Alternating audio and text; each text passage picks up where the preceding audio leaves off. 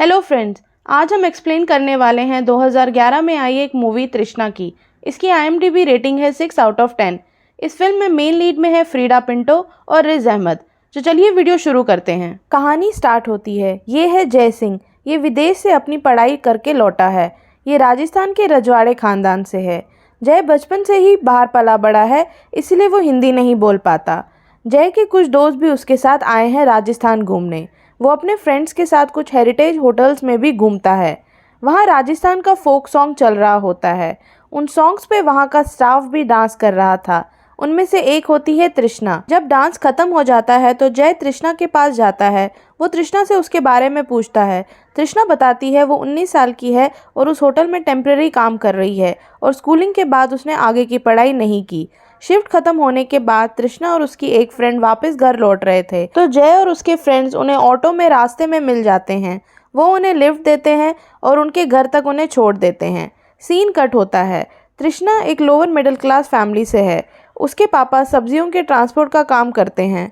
उनकी अपनी एक वैन है। तृष्णा भी उनकी इस काम में उनकी हेल्प करती है।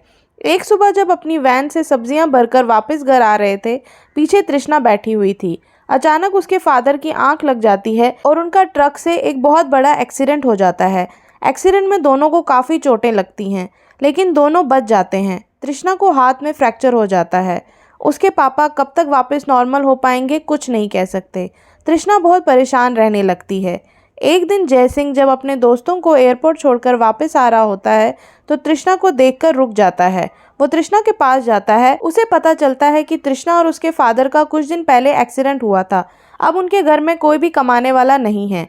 जय सिंह उसे कहता है जयपुर में उनका एक बड़ा होटल है। वो तृष्णा को उसमें काम करने का ऑफर देता है। कुछ महीने बाद तृष्णा के नाम एक लेटर आता है जिसमें लिखा है कि जयपुर के एक बड़े होटल में उसे नौकरी मिल गई है। उसे एक हफ्ते का 2500 मिलता है और जाने के लिए 500 रुपया भी भेजा था। ये जय का ही होटल था। अगले दिन वो जयपुर के लिए निकल जाती है। बस स्टैंड पर उसे जय मिल जाता है।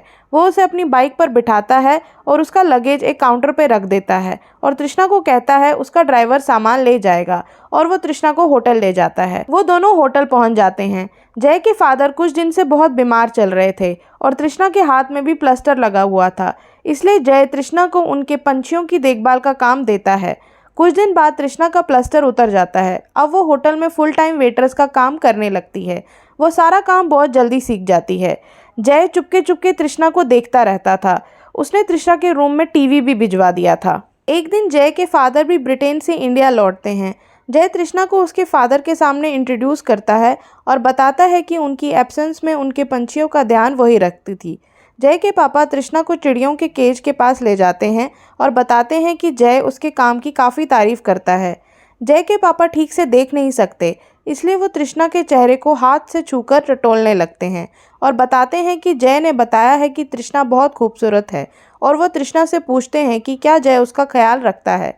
तृष्णा को कुछ समझ नहीं आता कि वो ऐसा क्यों पूछ रहे थे। जय के पापा के चले जाने के बाद वो तृष्णा को अपने रूम में बुलवाता है लंच सर्व करने के लिए और उससे पूछता है कि वो होटल मैनेजमेंट का डिप्लोमा कोर्स करना चाहती है या नहीं। तृष्णा हाँ बोल देती है और खुशी खुशी वहाँ से चली जाती है। अब तृष्णा रोज़ कॉलेज जाने लगती है। एक दिन वो जय से छुट्टी मांगती है। वो जय को बताती है कि कॉलेज की एक फ्रेंड की पास ही में शादी है। वो एक दिन की छुट्टी चाहती है। जय उसे हाँ बोल देता है। तृष्णा शादी में जाती है और टाइम होते ही पार्टी से निकल जाती है, पर रास्ते में दो लड़के उसके पीछे पड़ जाते हैं। लेकिन सही टाइम पर जय वहां पहुंच जाता है और तृष्णा उसके साथ बाइक पे चली जाती है। जय एक सुनसान जगह पर बाइक रोकता है और वो दोनों उस रात एक दूसरे के बहुत करीब आ जाते हैं। लेकिन तृष्णा को ये सब सही नहीं लगता। वो रात भर रोती है और सुबह होते ही अपना सामान लेके अपने घर के लिए निकल जाती है। लेकिन उसके घर वाले उसके घर वापसी से खुश नहीं होते, क्योंकि अभी भी उसके पापा की तबीयत ठीक नहीं हुई है और वो इतनी अच्छी नौकरी छोड़ के आई है। अगले 3 महीने वो अपने घर रहती है और खेतों में काम करती है, लेकिन जल्दी उसकी तबीयत खराब होने लगती है और उसे उल्टियाँ आने लगती हैं। शुरू में लगता है कि ऐसे ही बीमार हो गई होगी, पर जल्दी पता चलता है कि वो प्रेग्नेंट हो गई है। उसके घर वाले बदनामी के डर से उसका एबॉर्शन करवा देते हैं और अब उसके घर वाले उसे उसके एक रिलेटिव के पास भेज देते हैं। यहाँ उसके रिलेटिव उसकी नौकरी एक फैक्ट्री में लगा देते हैं।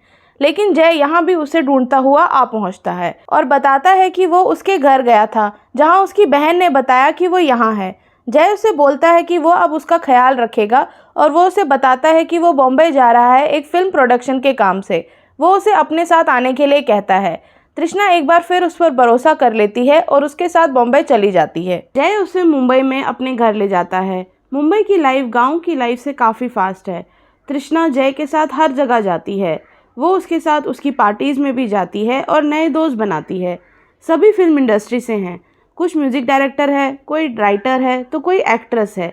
तृष्णा को भी डांसिंग का बहुत शौक था, इसलिए वो डांस क्लासेस में एडमिशन ले लेती है। दोनों सारा टाइम एक साथ रहते हैं। ऐसा लगता है दोनों को एक दूसरे से प्यार हो गया है। एक दिन जय तृष्णा को बताता है कि उसे ब्रिटेन जाना पड़ेगा। उसके फादर की तबीयत खराब हो गई है।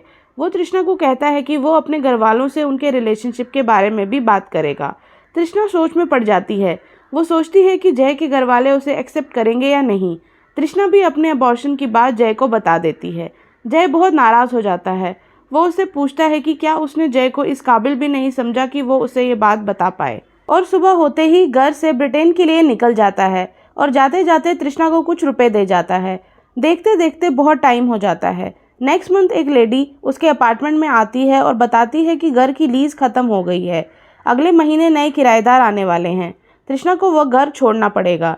अब वो अपने डांस ग्रुप की एक फ्रेंड के साथ उसके फ्लैट में रहती है। तृष्णा अब अपनी लाइफ में आगे बढ़ती है। रोज़ डांस क्लासेस जाती है, नए दोस्त बनाती है। तभी कुछ दिन में जय का कॉल आता है और वो बताता है कि वो वापस आ गया है और वो तृष्णा को मिलने के लिए कहता है। दोनों एक कैफ़े में मिलते हैं।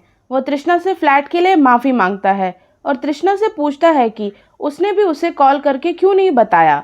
और वो तृष्णा को डांटता है कि तृष्णा ने भी उसे एक बार कॉल करके हालचाल नहीं लिया।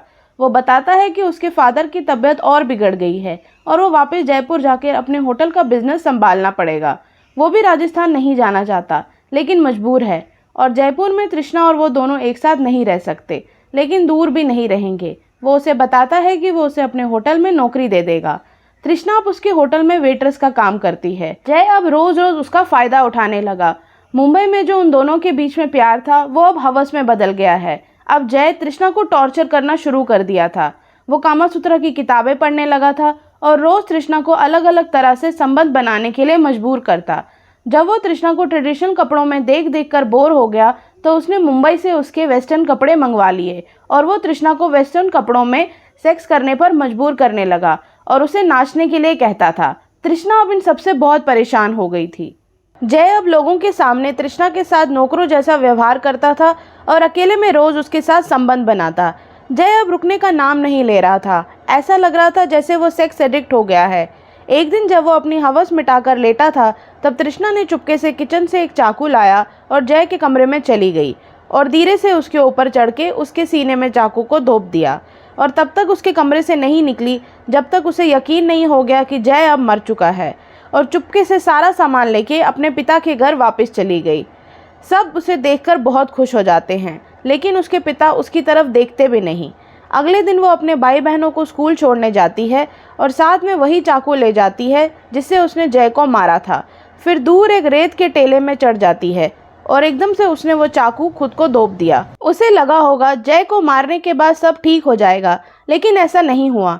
लगता है जय को मारने का डर उसे अब खाए जा रहा है। उसने अपने आप को मारकर खुद को और अपने परिवार को हमेशा हमेशा के लिए इस मुसीबत से आज़ाद कर दिया। यहाँ फिल्म का एंड हो जाता है। आशा करते हैं आपको ये वीडियो अच्छा लगा होगा। ऐसे ही और वीडियोस के लिए हमारे चैनल वर्ड द फिल्म को सब्सक्राइब करिए।